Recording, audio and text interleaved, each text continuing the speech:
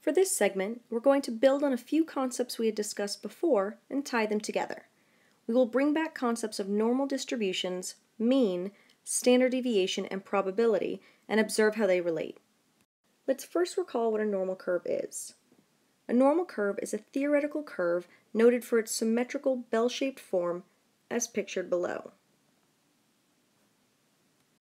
A few important features of a normal curve are it is defined for a continuous variable, for example height, weight, or calories consumed daily.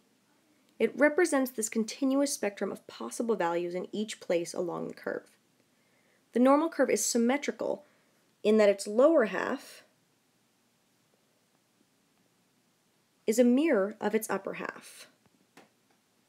We are going to use this property today when we are examining different probabilities under the curve. The curve peaks midway along the horizontal spread, and the tails extend indefinitely far, meaning they don't touch the horizontal or x-axis, indicating that values in these tails don't have a high frequency of occurrence. As we discussed before, when we have a normal curve, the values of the mean, median, and mode are always approximately the same, since there are no outliers to pull the mean towards them. Normal curves are defined by their mean and standard deviation. In this case, we're going to think of normal curves of populations, so our mean would be symbolized as mu, and our standard deviation as lowercase sigma. As far as notation, a normal curve is denoted by n parentheses mu, or the population mean, comma, sigma, or the population standard deviation.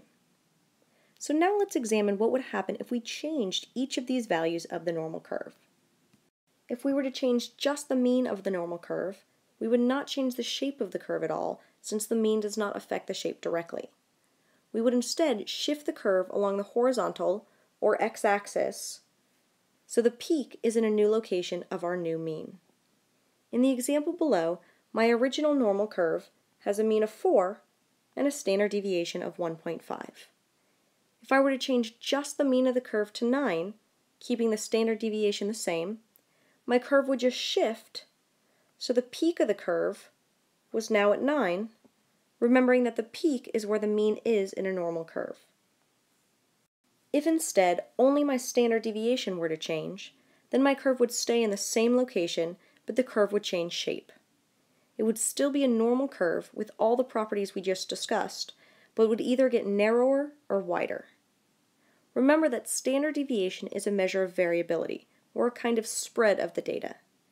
If we were to lower the standard deviation, we would be lowering the variability, making our normal curve narrower and more peaked.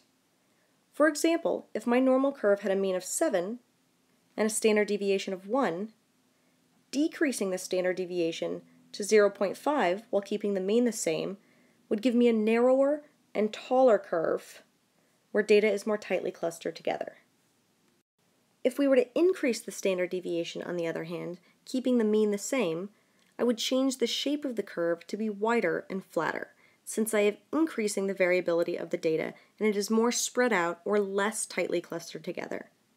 In the example below, if I were to change my original normal curve with a mean of 7 and a standard deviation of 1, by increasing the standard deviation to 2 while keeping the mean the same, I would produce a wider and flatter curve where data is more spread out. Now let's transition into discussing what we are going to spend a good bit of time on, or area under the curve. We mentioned these concepts previously, but now we're going to go into more detail about how they can be applied. Knowing the area under a curve can help us determine the likelihood that we will get a particular observation if randomly selecting from a population, or can tell us where different observations stand in comparison to the rest of the population. Let's examine different properties of a normal curve that are related to these concepts. In a normal curve, the total area under the curve is 1.0 or 100%.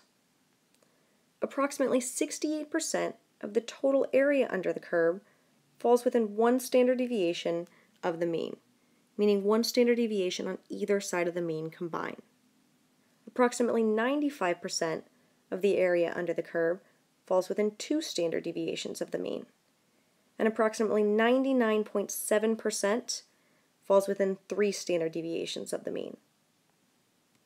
These properties can help us when we are assessing how rare or common an observation is in comparison to the rest of the population. If an observation has a standard deviation of, say, 2.7, we know that it is incredibly rare and falls in the tails of the distribution where less than 2.5% of observations fall.